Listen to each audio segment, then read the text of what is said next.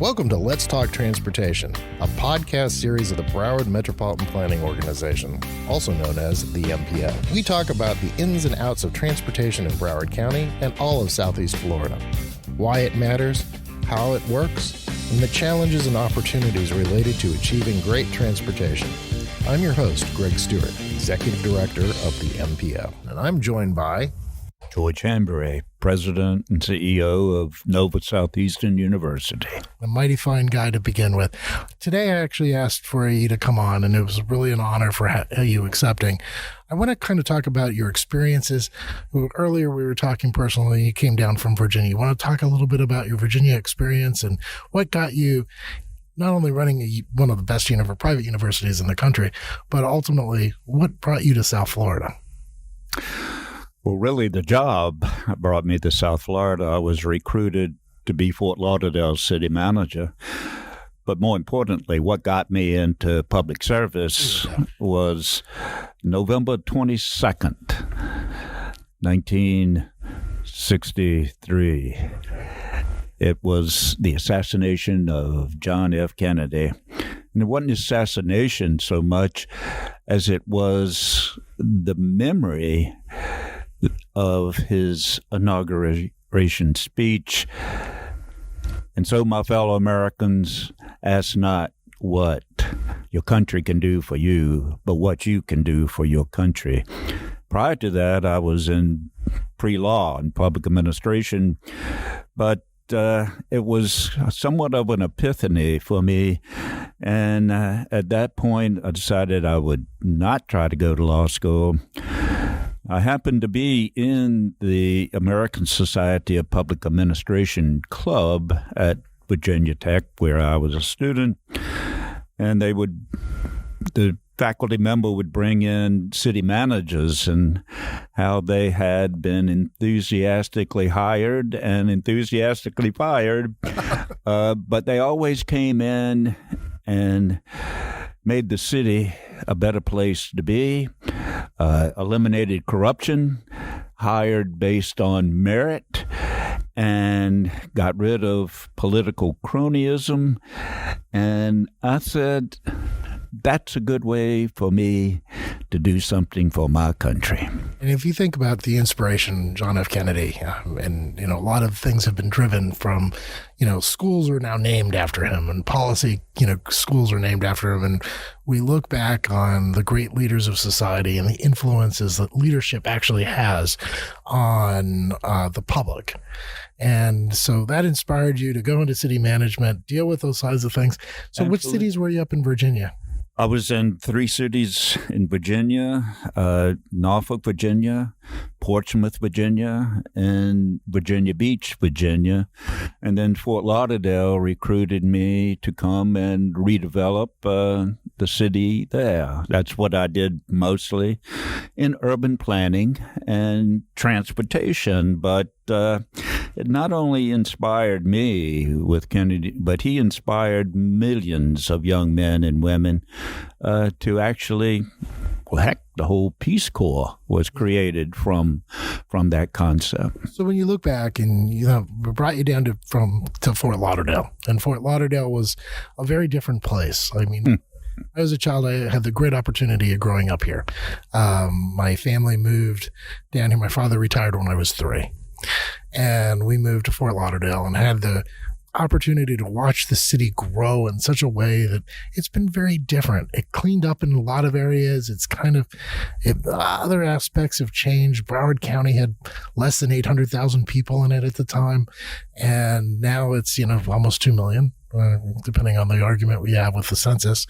And, you look at it, the things that you brought to Fort Lauderdale, whether it's the Performing Arts Center or the library, or how did all that work out in your head? Is this just something that just happened, or did you just see the void and say, we need to do these things in Fort Lauderdale?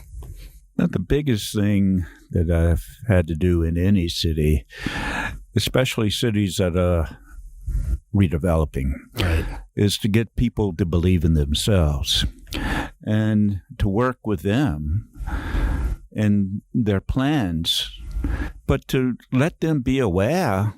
And I think that's been the benefit of going 4 different cities in 2 different states is that they don't realize that they're sitting on a gem. And many times that gem is just a diamond in the rough. It's never been polished. And I think that's what urban planning and urban planners, and that's what's my role. I studied, as city manager, you're not just in urban planning, but it's also business side of running. So you have to run the city, just like I've had to run the university for almost another 26 years. So I'm getting a little long in the tooth, but you have to run those cities, universities, not-for-profits as if they are a business.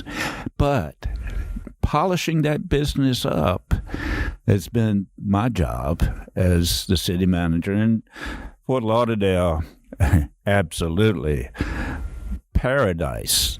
Right. Talk about a diamond in the rough. And there had been no new housing, no new hotels even in over 35 years. And some of the finest spots in Fort Lauderdale were some of the best liquor holes, and some of the hotels were not by the day or the week, but by the hour, and that was not too great of a reputation. So when you left Fort Lauderdale and you went to Nova Southeastern, which is a really excellent private university down here, it really has driven home and created economic development in Davie, in all of Broward County, and now with even the medical school, how things have rapidly changed. Where did you get that vision? Was it driven from the board of directors? Was it just something you were sitting there one day and going, we need to get all this stuff together? And even the academic, this is not a correct term, but it's called the academical village that you created. I mean, there's so many. I'm an urban planner. That's what my background is. And to see what you've done and understand, the aspects of that, and most people don't get to see it. It's no big scientific secret. The word academical village is really from Thomas Jefferson. Okay. In 1819, Jefferson was 70, almost close to 80 years old, and he wanted to have an education for young men at that time, recognizing that most of Virginia, like most of the original states, were rural in nature, especially in the South, and they would never get an opportunity to go to Europe and to hear the culture or to see the architectural culture of Europe, and to understand the difference in capitals between Ionic and Doric and Corinthian. And so he wanted to show how theory and practice can come together and create what he called his academical village. That theory could only survive with practice, because if you just kept theory without practice, it was no more than an academic exercise.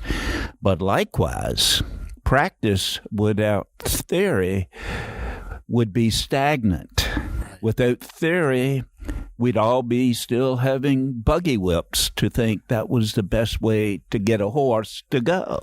So it was that combination of theory and practice that Jefferson did. So if you go to the University of Virginia today, you'll see this great lawn with the soul of the campus is the library. And there is, and Jefferson designed the library as the Pantheon. And the Pantheon was built during the Greek times, even before Rome conquered. And in the top of the Pantheon was an oculus. And the oculus, during different seasons of the year, for the Greeks, would shine on the gods of the sun, the gods of the moon, whatever gods there were. So the University of Virginia's library has an oculus. with the dome, as you well know. And during different seasons of the year, Jefferson wanted the sun to shine on his gods, which were literature, law, history, the classics, medicine. When I came to the university, we had 300 acres, but we were sitting right next to an old shopping center. I remember it. Yeah.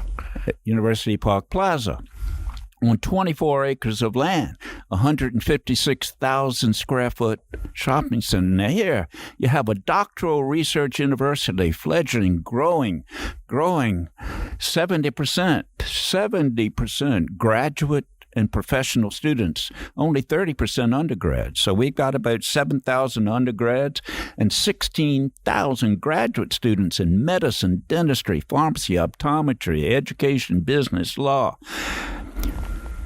That little old shopping center was sitting there tired. You had 20 acres of parking and 156,000 square foot of buildings.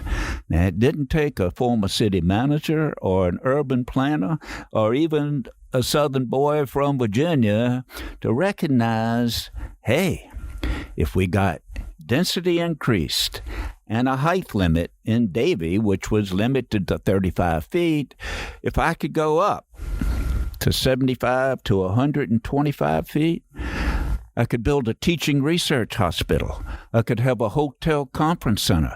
We could have a destination cancer treatment center.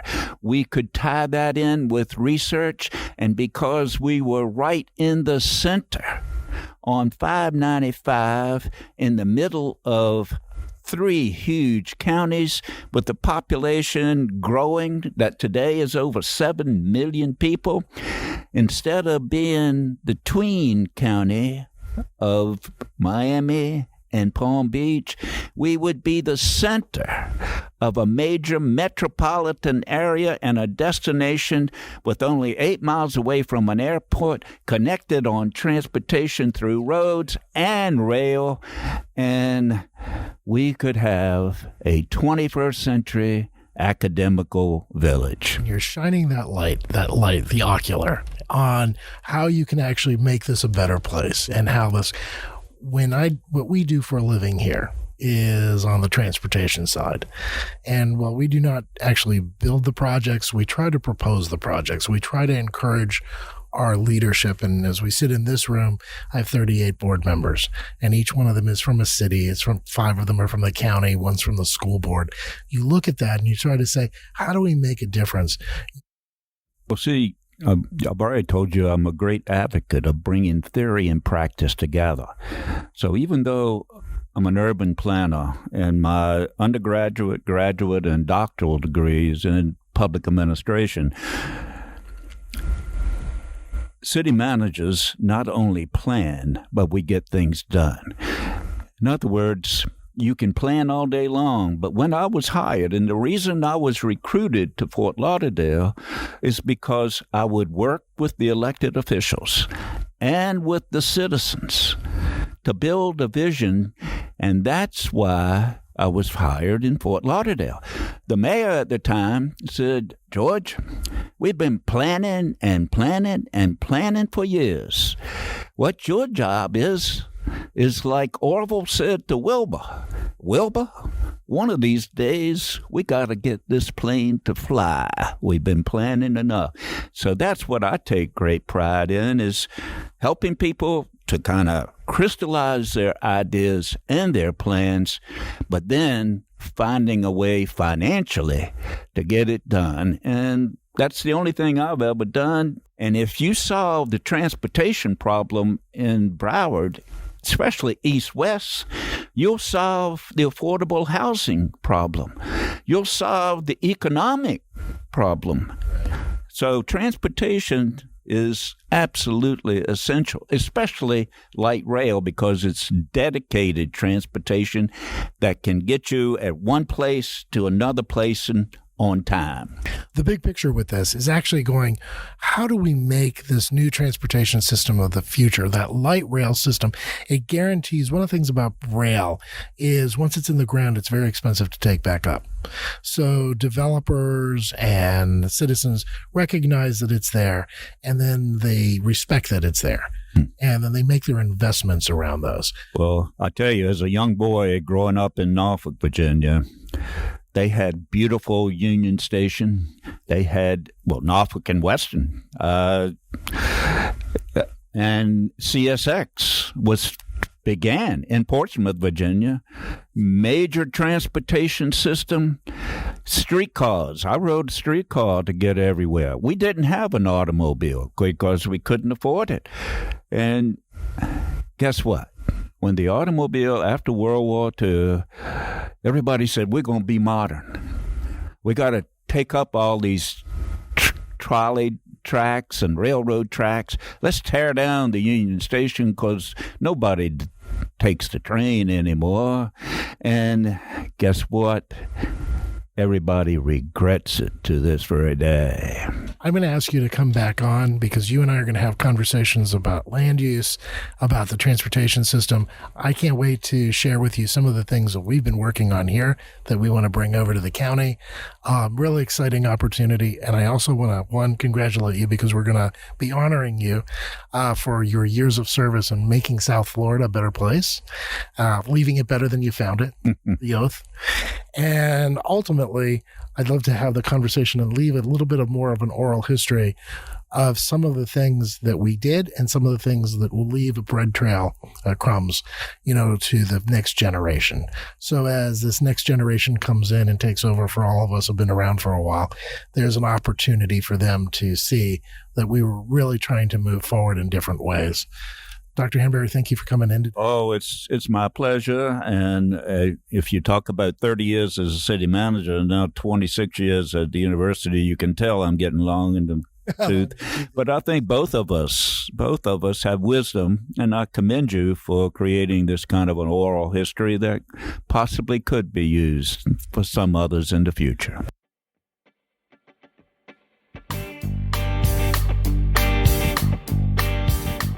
The Let's Talk Transportation podcast is produced by the Broward MPO, where every day we fund and implement projects that move people and goods, create jobs, and strengthen communities. Learn more at browardmpo.org and follow us on Facebook, Instagram, and LinkedIn at Speak Up Broward. If there is a transportation topic you'd like to know more about, let us know by sending an email to info@browardmpo.org. The views expressed by guests are their own, and their appearance on the program does not imply an endorsement of them or any entity they represent. Views and opinions expressed by MPO employees are those of the employees and do not necessarily reflect the view of the MPO or any of its officials. For complaints, questions, or concerns about civil rights or non-discrimination, or for special requests under the Americans with Disabilities Act, please contact Carl Ema, Title VI Coordinator at 954-876-0052 or EMAC at browardmpo.org.